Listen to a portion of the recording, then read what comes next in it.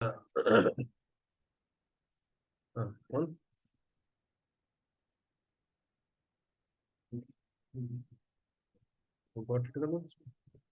हरे कृष्णा, हरे कृष्णा, हरे कृष्णा। बोलिए सभी भक्त, बोलिए हरे कृष्णा।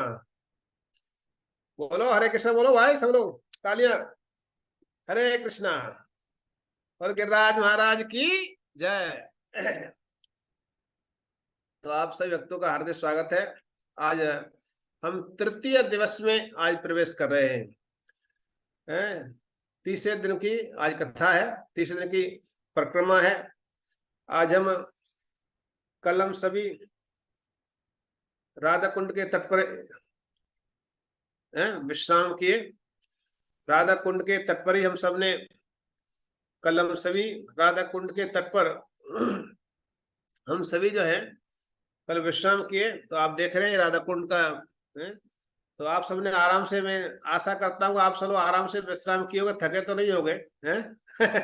थक गए क्या? तो हम सभी जो है आज गिरिराज जी का परिक्रमा करेंगे।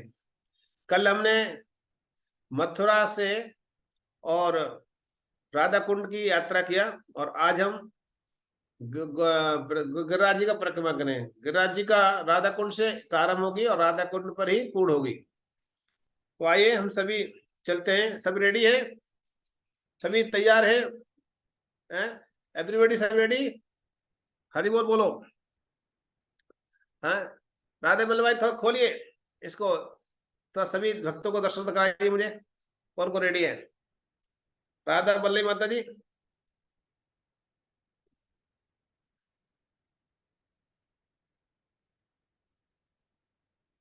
ओके, तो सभी हम सभी रेडी हैं। तो अभी हम चलते हैं, आगे बढ़ते हैं। और आज जो है परिक्रमा इन स्थान पर जाएगी। आप देख रहे हो तीन, थर्ड डे 3 गोवर्धन परिक्रमा, राधा कुंड स्नान है। तो ये फर्स्ट हमारा दर्शनीय स्थली है, जहां से हम स्थलीय आगे बढ़ेंगे। जो एक एक करके कई स्थान है। गिरिराज जी का आगमन ब्रजभूमि कैसे हुआ और किस प्रकार से गिरिराज जी को यहाँ स्थापित किया गया और गिरिराज जी की ब्रजवासी ने किस प्रकार से परिक्रमा किया, तो इसके लिए आज हम गिरिराज जी का दर्शन करेंगे। ओके, कुसुम सरोवर का, कुसुम सरोवर पीपीटी खोलिए इसको बताइए। ओके, बोले गिरिराज महाराज की जय। ये देखिए एक गिरिराज जी है। यहाँ पर गिरिराज जी का ये संपूर्ण दर्शन हो रहा है, ये संपूर्ण दर्शन हो रहा है। और गिरिराज जी बिगर साइज, पूरा गिरिराज जी को स्पष्ट दिखाई दे रहा है, आप सब देख रहे हो। और ये गिरिराज जी जो है ये पिछला हिस्सा गिरिराज जी का है, जहां हम दर्शन कर रहे हैं, ये पिछला हिस्सा है। और ये कोई बच्चा है, इसको बोलिए, कोई रोकिए, ये बीच में गड़बड़ कर रहा है और इसको चला, पेन से चला रहा है, कौन चला रहा है। तो प्लीज इसको, जो भी भक्त, कोई बच्चा हो घर में, फैमिली में, या कोई भक्त कर, तो ये जो है हमारी गिरिराज जी का, गिरिराज जी किस प्रकार से आगमन हुआ। गिरिराज जी द्रोण के पुत्र, हिमाचल के, हिमाचल में जो द्रोणागिरी पर्वत है, द्रोणागिरी के पर्वत जो है, उस पर्वत के पुत्र है गिरिराज जी। तो एक बार पुलस्त्य वहां गए और पुलस्त्य वहां जाके तपस्या कर रहे थे, लेकिन वहां पर द्रोण ने कहा, हरे कृष्णा, मेरी आवाज आ रही है आप सबको? ये कौन है? कौन भक्त है जो कि इस तरह से यहाँ पर स्क्रीन पर डिस्टर्ब कर रहा है? जो भी है इसको हटाइए या उसको आउट कर दीजिए, उसको आउट कीजिए। कौन है भक्त?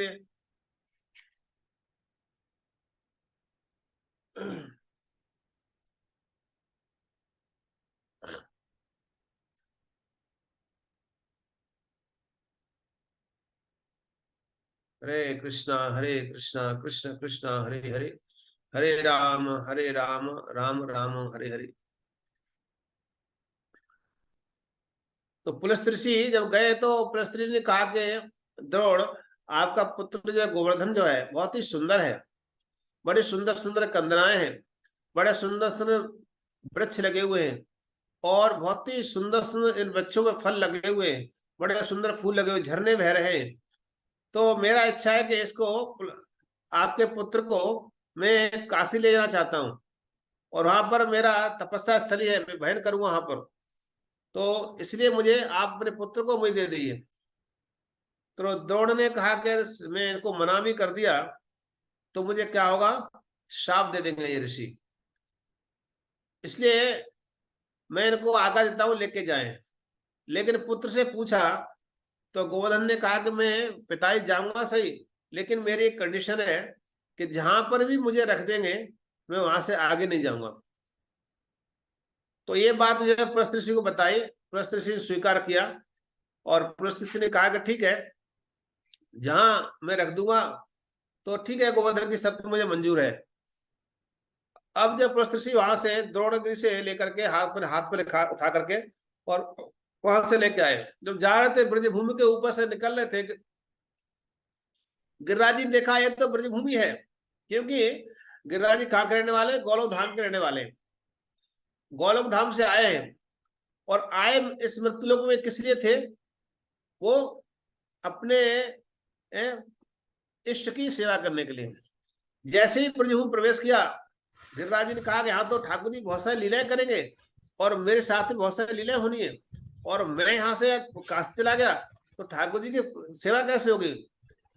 तो गिरिराज जी ने क्या किया, अपना वज्र बढ़ाना शुरू कर दिया और इतना वज्र बढ़ाना शुरू कर दिया कि भारी हो गए। तो प्रस्थ ऋषि कहने लगे, गिरिराज गोवर्धन ऐसा करते हैं, थोड़ा रुकते हैं और मैं संध्या बंदन करता हूँ, फिर चलेंगे आगे। तो उस समय गोवर्धन जो है, गोवर्धन को वहां रख दिया, जहां अभी गिरिराज जी है उसी स्थान रख दिया। और प्रस्थ ऋषि संध्या बंदन करके आए और उससे आग्रह किया, गोवर्धन चलो अब चलते हैं। तो गोवर्धन ने कहा, महाराज मैं तो पहले ही आपको कह चुका हूं कि जहां आप रख देंगे वहां से मैं आगे नहीं जाऊंगा, तो अब मैं आगे नहीं जा सकता। तो पुलस्त ऋषि उन्होंने कहा, करे तुम मेरा अपमान कर रहे हो, हैं? तुम जानते नहीं हो मैं कौन हूं, मैं पुलस्त ऋषि हूं, तुमको भस्म कर दूंगा। तो उस समय पुलस्त ऋषि के ऐसे सुन करके वचन, और उनका, महाराज जो भी आप करें लेकिन मैं अब नहीं जाऊंगा यहाँ से, यहाँ मेरा आपसे पहले ही मैं शर्त रखी थी, जहां आप रख देंगे वहां से आगे नहीं जाऊंगा। तो उस समय पुलस्त ऋषि श्राप दिया, और श्राप दिया, कहा हे गिरिराज गोवर्धन मैं तुमको श्राप दे रहा हूं कि आज से तुम हर रोज तिल तिल घटते जाओगे और एक दिन तुम क्या होगा, एकदम समाप्त हो जाओगे। तो वो उन्होंने कहा, गोवर्धन ने कहा कोई बात नहीं, मुझे सब स्वीकार है, लेकिन मैं ब्रजभूमि को छोड़ के नहीं जाऊंगा आगे। वस्ती वहां चले जाते हैं और काशी को और गिरिराज जी वही स्थापित करते हैं। तो इस प्रकार से गिरिराज जी का, गोवर्धन का यहाँ वृंदावन धाम में आगमन हुआ। तो आप जानते हैं सभी के, ये जो पुलस्त ऋषि जो है भगवान के ऋषियों मुनियों से, लेकिन ये जो ऋषि जो है ये तुरंत बहुत क्रोधित भी होते जल्दी और बहुत प्रसन्न भी होते जल्दी। तो इनसे, ऐसे ऋषियों से बच के रहना चाहिए। और ऐसा भी वर्णन आता है कि जिस समय भगवान श्री राम लंका में युद्ध कर रहे थे और वहां जाने तैयारी कर रहे थे, लंका जाने के लिए, सीता मैया खोज पता लग गया, हनुमान जी लेके आए और पुल बना रहे थे। तो हनुमान जी इत्यादि सब बहुत बड़े पहाड़ लेके आ रहे थे। तो ये सारे पहाड़ हिमालय जा रहे थे, उठा उठा के बड़े बड़े पहाड़ों को उठा लिया भालू बंदर, और उसमें श्री राम नलिन लिख रहे थे। तो जैसे ही समुद्र का पूरा हो गया और वहां से तुरंत अलार्म बजा, नहीं बस अब समुद्र सेतु पूरा हो गया है, बस अपने चाहिए। तो द्रोण के पुत्र के लिए वहां से भी ऐसे वर्णन आता है एक स्थान पर कि उनको लेके जा रहे, तो जब पता लगा कि अब तो पूरा हो गया, तो वहां पर हनुमान जी सोचा कहाँ रखू इनके लिए, तो इनको जाके ब्रजभूमि रख दिया, विराजमान कर दिया इस स्थान पर ही। तो ऐसा भी एक स्थान पर वर्णन आता है। तो इस प्रकार से ये गिरिराज जी का ब्रजभूमि में आगमन हुआ। और आगे जो है गिरिराज जी का, अब आगे हम लीला स्थली दर्शन करेंगे एक एक करके। तो सर्वप्रथम आप सबसे मेरा आग्रह है, आप सब हाथ जोड़ लीजिए और हम गिरिराज जी का, गिरिराज जी चरणों में प्रार्थना करेंगे। है तो कोई बोल सकता तो बहुत अच्छी बात है। गिरिराज जी को प्रणाम मंत्र है गिरिराज जी का, नमस्ते गिरिराजाय श्री गोवर्धन नामिने, बोलिए नमस्ते गिरिराजाय श्री गोवर्धन नामने अशेष क्लेश नाशाय अशेष क्लेश नाशाय परमानंददायिने परमानंददायिने। बोल गिरिराज महाराज की जय। तो आइए गिरिराज का 2 मिनट स्मरण करते हैं, फिर आगे बढ़ेंगे, लीला दर्शन करेंगे, फिर हम अंत में जाकर रुकेंगे, फिर आगे रुकेंगे। तो यहाँ पर गिरिराज जी का जो कुसुम सरोवर है, ये कुसुम सरोवर बहुत ही महत्वपूर्ण स्थान है। ये आप देख रहे हो, बहुत सुंदर सुंदर यहाँ महल बने हुए हैं, वहां पर घाट बने हुए हैं, और इन घाटों का दर्शन करेंगे आप तो बड़ा ही आनंद आएगा आपको। इस कुसुम सरोवर पर राधा रानी सखियां आकर के भगवान के कमल के फूलों को चुरा करते हैं।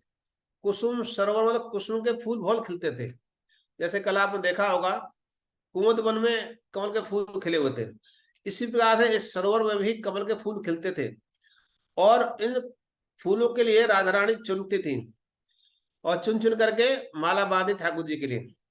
लेकिन एक दिन क्या है, भगवान बड़े नटखट हैं, राधा रानी फूल चुनती है श्याम सुंदर के लिए ही, लेकिन तब भी श्याम सुंदर आकर नटखटपना करते हैं। एक दिन श्याम सुंदर आए, राधा रानी फूल चुन रही थी, और आकर के अपनी लकुटी लिए खड़े हो गए, कौन है, किसने, कौन फूल तोड़ रहा है? तो उस समय राधा रानी ने जब इस प्रकार से कहा, जो श्याम सुंदर ने कहा, तो उसमें राधा रानी आवाज देती है, हम हैं, आप कौन है इसमें, आप जो इसका क्या मालिक हो इसके? तो श्याम सुंदर कहते हैं, हाँ मैं इसका मालिक हूँ, मैं रखवाला हूँ, इसमें फूल मन तोड़िए। जानबूझ के श्याम सुंदर वहां छेड़ रहे हैं राधा रानी के लिए। तो राधा रानी कहती है, अरे अरे देखा देखा, हमने आपको बहुत देखा है? अरे आपने हम देखा, तुम बहुत बड़े धर्मात्मा हो, तुम बहुत बड़े धर्मात्मा हो, हमने कल देखा था ना, अरे आपने बैल का वध किया था, धर्म का वध किया था आपने, और तो अपना धर्मात्मा कहते हो, बहुत बड़े सेवा करने वाले बोलते हो, तुम क्या रखवाली करोगे? आपने कौन सा ऐसे पानी दिया है, इन फूलों में कौन सा तुमने पानी दिया है जो तुम्हारे हो गए, जाओ जाओ यहाँ से। तो राधा रानी डांट देती है। और मधुमंगल कहते हैं, मधुमंगल कहते हैं, हे कन्हैया, यहाँ पर आज हमारी दाल नहीं गलने वाली यहाँ पर, क्योंकि राधा रानी कई सारी सखियां हैं, राधा रानी का झुंड था पूरा, ललिता, विशाखा, चंद्रावली, सखीता, सभी सखियां थी।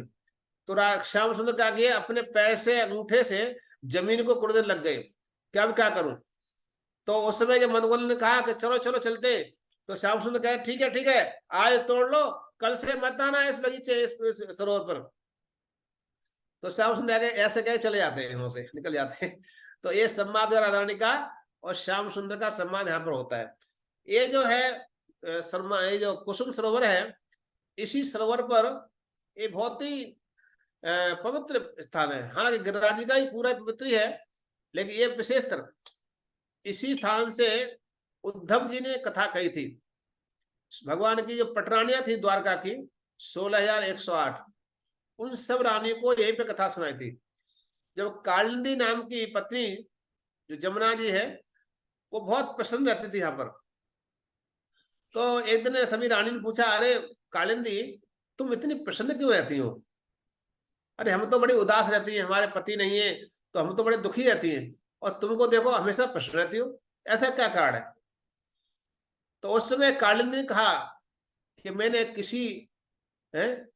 किसी भक्त के मुख से वृंदावन की महिमा और कृष्ण कथा को सुना है मैंने, इसलिए कृष्ण कथा मैंने किसी भक्त के मुख से सुनी है, इसलिए मुझे हमेशा मुझे अनुभूति होती है कि कृष्ण मेरे साथ में है, कृष्ण मेरे साथ में, ऐसी मुझे फीलिंग होती है। तो मुझे उनसे कोई विरह नहीं महसूस होता है कि कृष्ण मेरे साथ नहीं है, मुझे हमेशा लगता है कृष्ण मेरे साथ है। तो उस समय रानी ने कहा कि हम भी सुनना चाहती हैं, हम भी ऐसा करना चाहती हैं, हम भी प्रसन्न रहना चाहती हैं। तो उस समय रानी ने कहा कि कालिंदी ने कहा कि मैंने उद्धव जी भक्त, जो भगवान के परम भक्त हैं उद्धव जी, उनसे मैंने कथा श्रवण किया है, तो इसलिए क्या करो, आप भी उद्धव जी से कथा सुनो। तो सभी रानी ने कहा, उद्धव जी कहाँ मिलेंगे? तो उद्धव जी तो एक स्वरूप से तो भद्रकाश्रम विराजमान रहते हैं, और एक स्वरूप से ब्रजभूमि रहते हैं।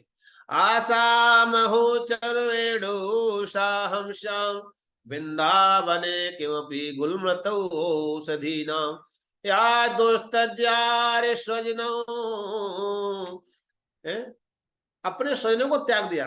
आ दोस्तज स्वजनौ आर्य पथम चहित्वा भेजुर्मुकुंद पदवी मनु विज्ञात वंदे नंद स्त्रीणां पादुरेणो अविचिसा यासां हरिकथोद्गीतं पुनाति भुवनात्रयम्, पुनाति भुवनात्रयम्।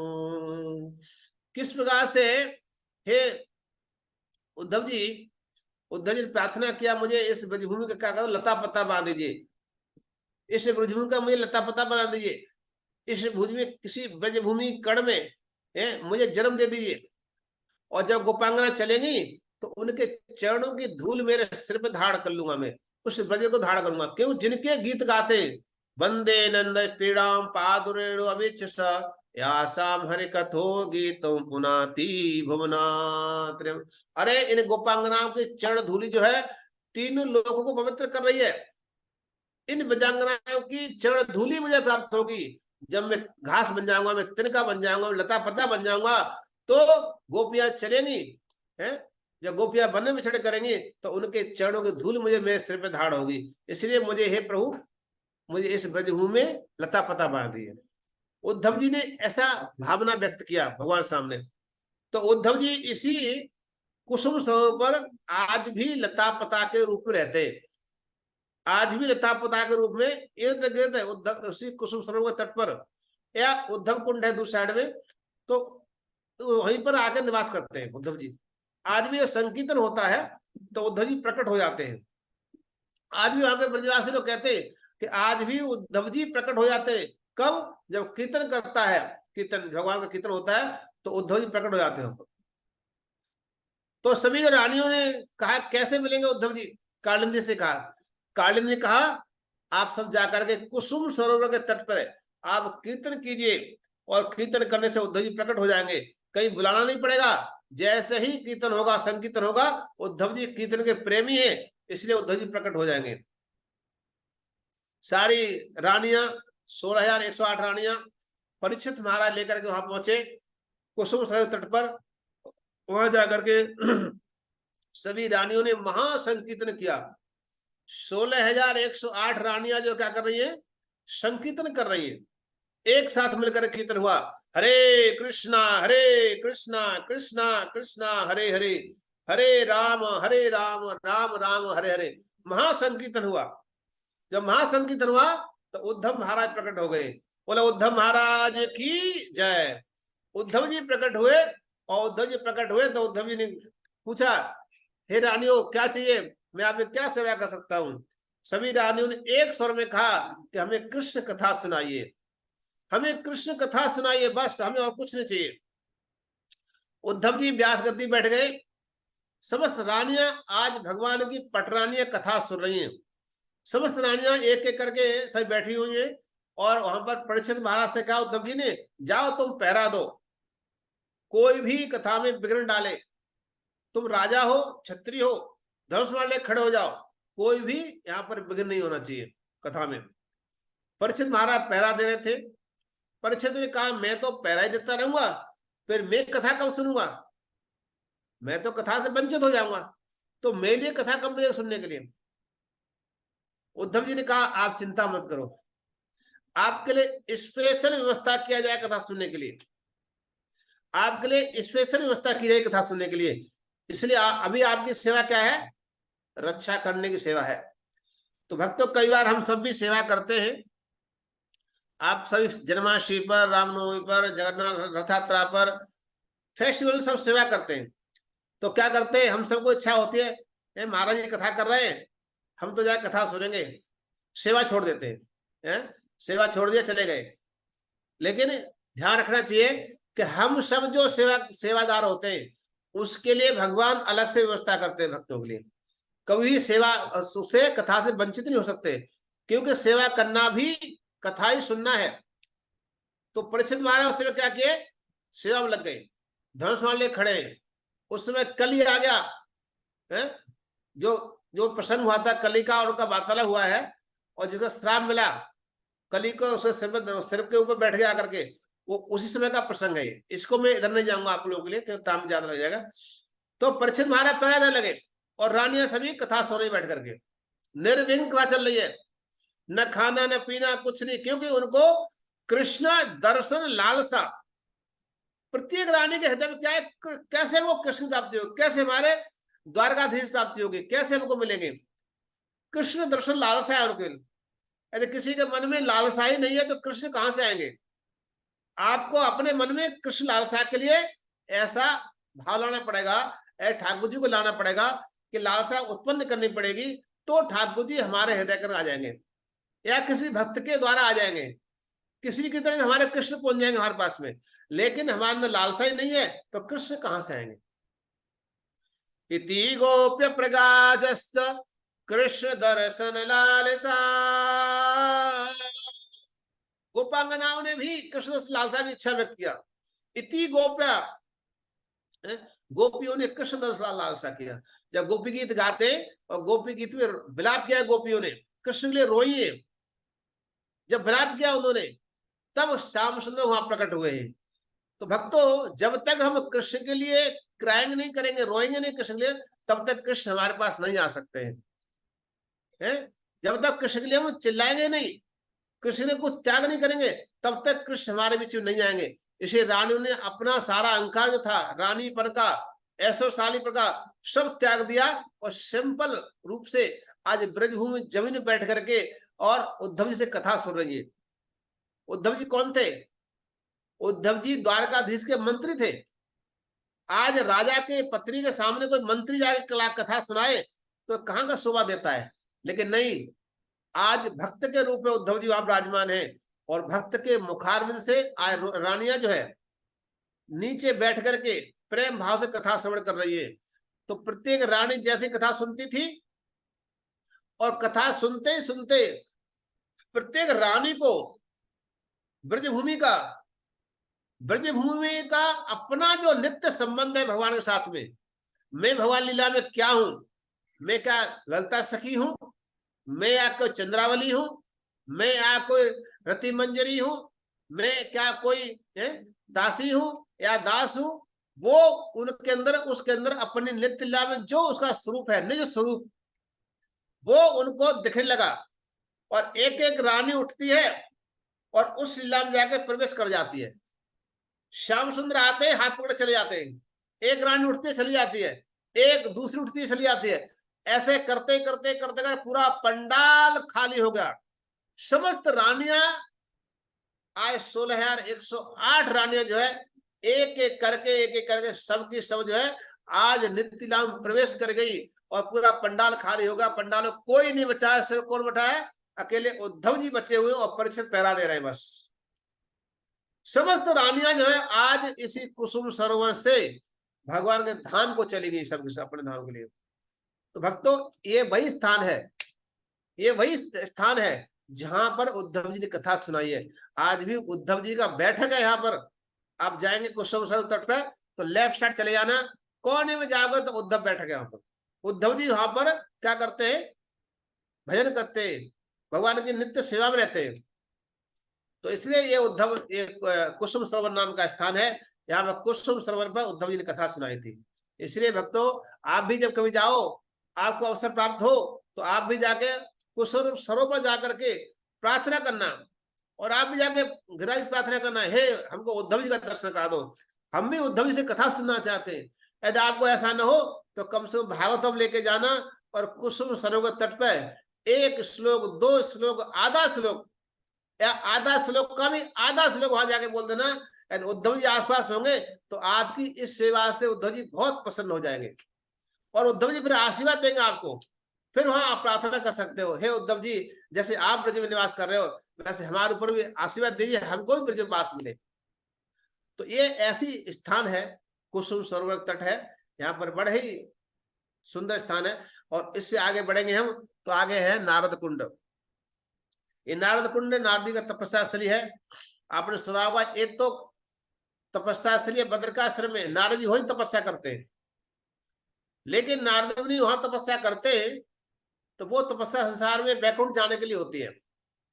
और यहाँ जब तपस्या करते हैं यहाँ गोलोक धाम वृंदावन में, तो उस समय क्या होता है, उनको भगवान के गोलोक धाम प्रवेश करना पड़ता है। गोलोक धाम में प्रवेश करने के लिए यहाँ के तपस्या करते हैं, और साथ साथ में ब्रजभूमि में भगवान लीला में प्रवेश करने के लिए, उनको प्रवेश करने के लिए तपस्या करना होता है। तो नारद मुनि यहाँ तपस्या करते हैं, इसलिए नारद जी का नाम पड़ता है भगवान की लीला में।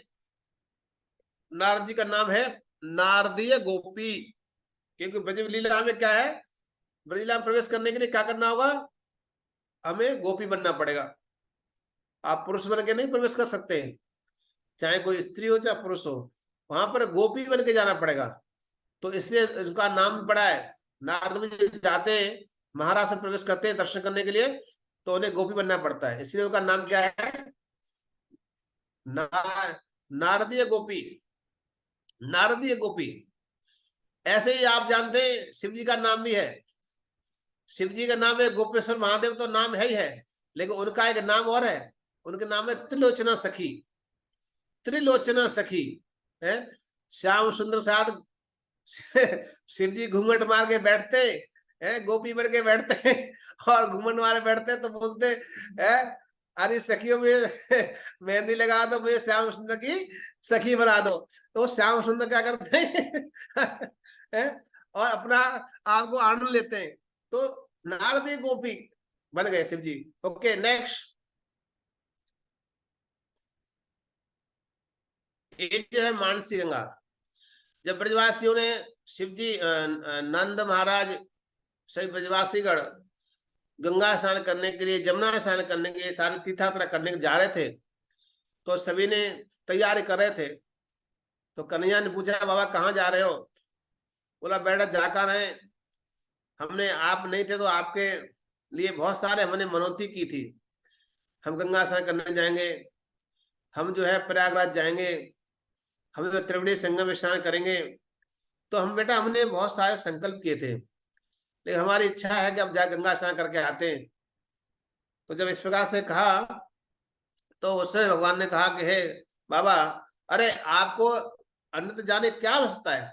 अरे आपके ब्रजभूमि सारे तीर्थ निवास करते हैं, तो आप वहां क्यों जाओगे? गंगा मैया यही आ जाएगी आपके लिए, आप क्यों जाओगे वहां पर? गंगा मैया यही आ जाएगी। तो उससे भगवान ने अपना चरण से, हाँ मन से, अपने मन से जैसे ही मन में स्मरण किया गंगा माता का, गंगा जी वहां पे धारा निकलती है बहुत बड़ी, और वहां से गंगा मैया प्रकट हो जाती है, और इसलिए इसका नाम पड़ा मानसी गंगा। मानसी गंगा मतलब मन से प्रकट हुई, भगवान के मन से ही प्रकट हुई है, इसलिए इनका नाम मानसी गंगा। तो इसमें स्नान कर सकते हैं, और यहाँ पे भगवान के गिरिराज की शिला पर दूध चढ़ा सकते हैं, ये ऐसा स्थान है। ओके, नेक्स्ट बताइए। ये चकलेश्वर महादेव। ये चकलेश्वर महादेव कल हमने बताए थे कि शिव जी चार जो शिव जी के चार जो है महादेव स्थापित किए, उसमें से एक जो है चकलेश्वर महादेव, गोवर्धन कल बताए थे, वो चकलेश्वर महादेव है। अब चकलेश्वर महादेव क्या विशेषता है? चकलेश्वर महादेव जहां पे इनका स्थान है, मंदिर है, वहां पर सनातन गोस्वामी भजन किया करते थे। जब भजन करते थे तो को चकलेश्वर महादेव बहुत प्रसन्नता होती थी। एक और आपको बता स्पष्ट करते हैं कि शिव जी जो है, जब शिव जी को कोई धतूरा चढ़ाता, धतूरा चढ़ाता है या वो भांग चढ़ाता है, तो शिव जी इतना प्रसन्न नहीं होते, इतना खुश नहीं होते। लेकिन शिव जी के लिए कोई हरिनाम सुनाता है, हरिनाम कीर्तन करता है शिव जी के सामने बैठ करके, तो शिव जी बहुत प्रसन्न होते हैं, बहुत प्रसन्न होते हैं उससे, क्योंकि हरिनाम के प्रेमी है शिव जी। तो सनातन गोस्वामी भजन करते थे, हरे कृष्ण कृष्ण कृष्ण हरे हरे, हरे राम राम राम हरे, जप करते थे। तो वहां क्या हुआ कि मच्छर बहुत लगते थे, क्योंकि मानसी गंगा पास भी है। जब मच्छर लगे तो शिव जी ने कहा, वो सनातन गोस्वामी ने कहा कि कल सुबह यहाँ चला जाऊंगा, रात भर मच्छर ने सोने नहीं दिया, अब तो मुझे और कोई स्थान जाकर भजन करना पड़ेगा, और कोई कई स्थान जाकर भजन करूंगा, लेकिन यहाँ नहीं रुकूंगा कल से। नहीं नहीं नहीं, मच्छरों सारा रात में काट लिया। शिव जी आज सनातन गोस्वामी बड़े परेशान हो गए, और सनातन गोस्वामी कहा कल सुबह चला जाऊंगा। रात्रि में भोलेनाथ जी आते हैं, चकलेश्वर महादेव, और कहते हैं सनातन जी आप कहीं नहीं जाने, आप यहीं रहिए, आपको कहीं जाना नहीं है, कल से एक भी मच्छर आपके पास में नहीं आएगा। अब में से कोई होता, हम क्या कहते, प्रभु जी हम आपको मच्छरदानी दे देंगे, चिंता मत करो। हम तो यही बोलते, आपको मच्छरदानी दे देंगे, परेशान मत हो। लेकिन शिव जी ने क्या कहा, नहीं नहीं नहीं, आप कहीं मत जाओ, यही भजन करो, आपके लिए एक भी मच्छर नहीं लगेगा यहाँ पर। अगले दिन ऐसा ही हुआ, सनातन गोस्वामी रुक गए। उसके बाद आज तक वहां ऐसा वर्णन आता है, आज तक भी वहां उस एरिया में आज तक भी एक ही मच्छर वहां नहीं आता है आज तक। ये स्थान है वहां का, इसको देख सकते हैं आप लोग जाके, ये मानसिंगा के तट पर चक्रेश्वर महादेव। ओके नेक्स्ट, हरदेव जी, ये हरदेव भगवान की जय। ये हरदेव जी जो है, 4 देव के बताए कल, मथुरा में केशव देव जी, वृंदावन में गोविंद देव जी, दाऊ जी बलदेव जी, और गोवर्धन में हरदेव जी।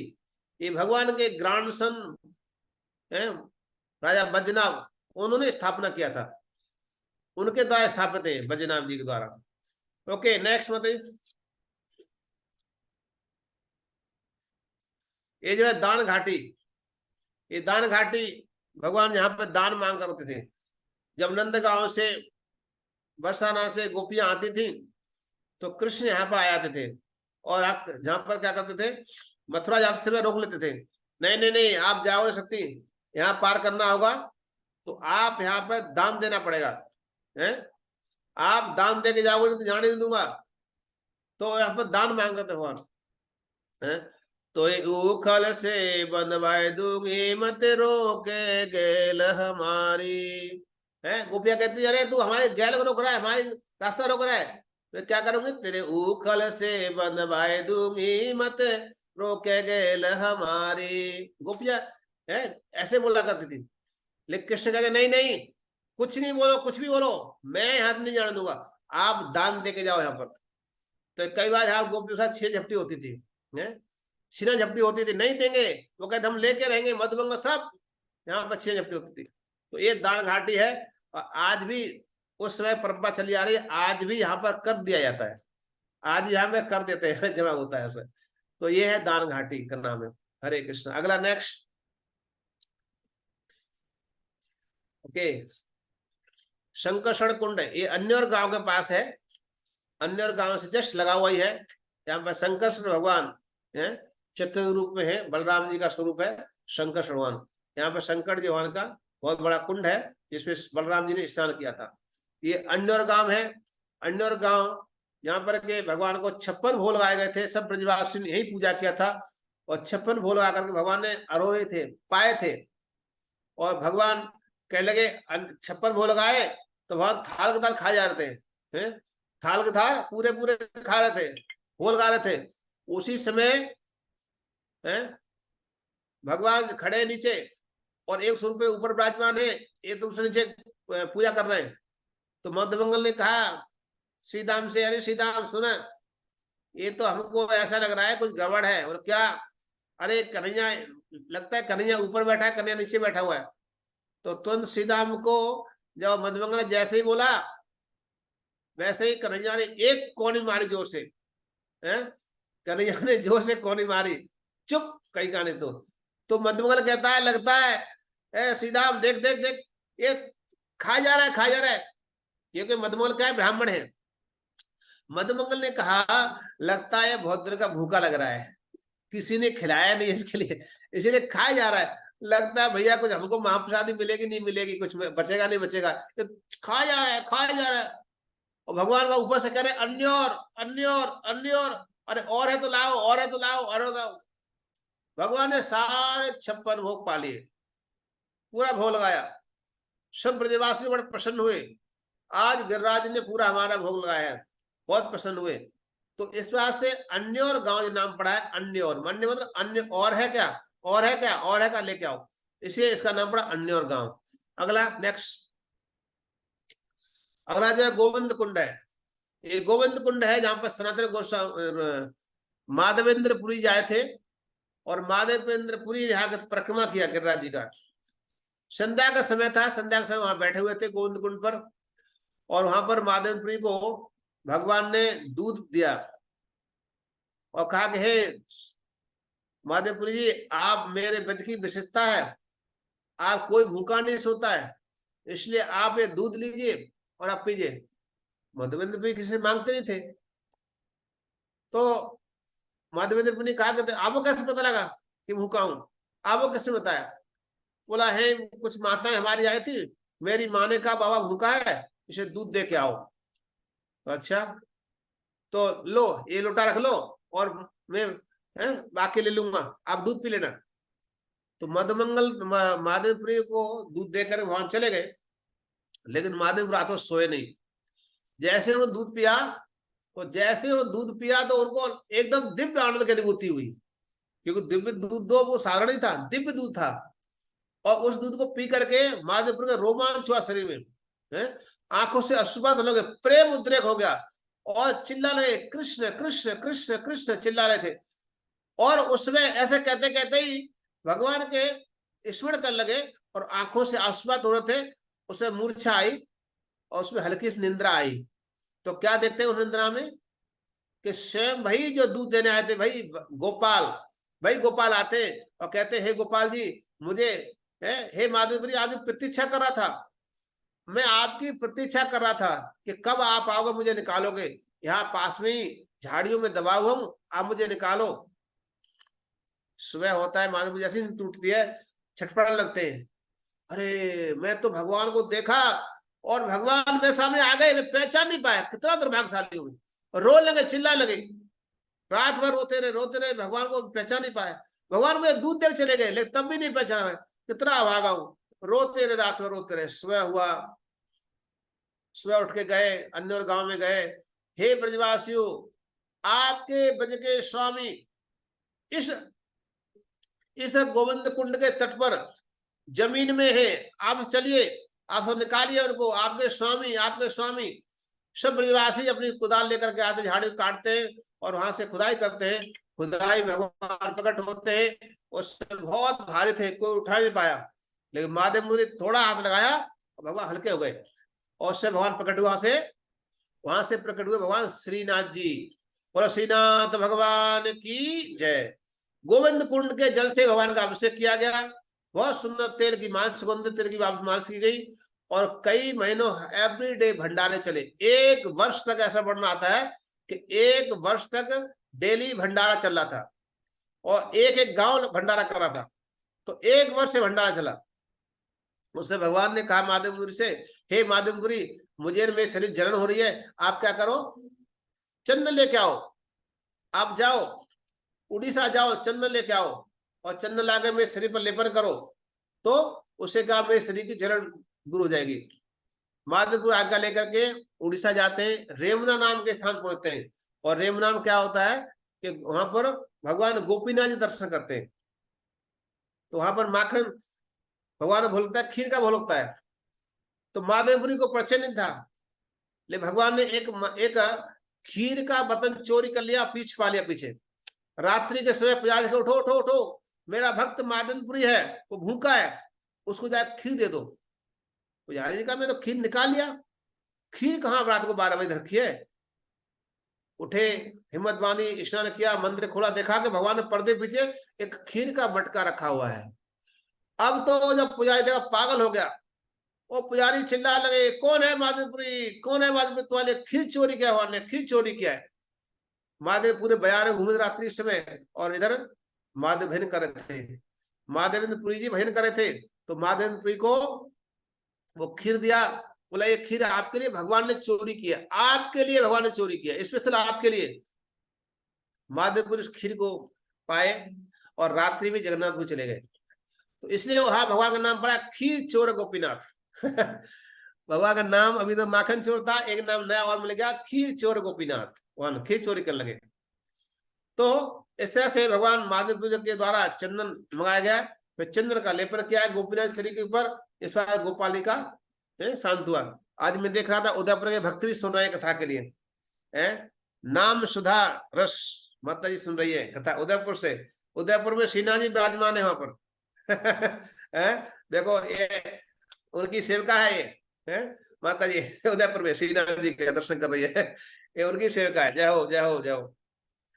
तो ये श्रीनाथ भगवान जो है बहुत छोटे भाई, बड़े ही चंचल स्वभाव के हैं।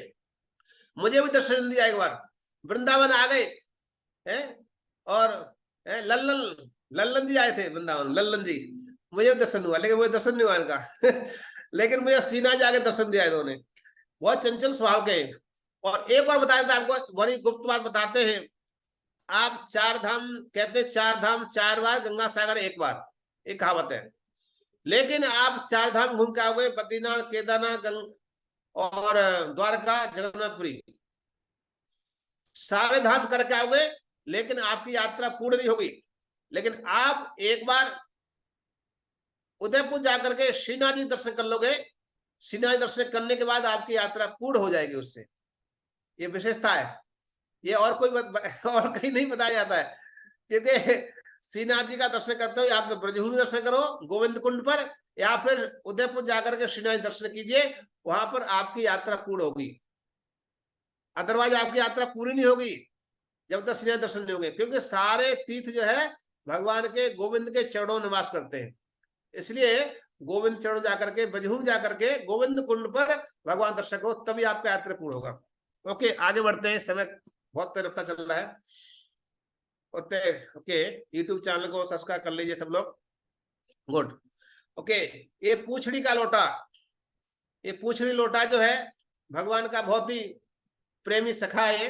जब भगवान ने गिराई उठाए तो उस समय उसने अपनी लाठी लगाई थी, और भगवान जाने लगे गोलोक धाम के लिए, सारे ब्रजवासी चलने लगे, तो पूछड़ी उठाने का मैं भी चलूंगा। तो उसमें भगवान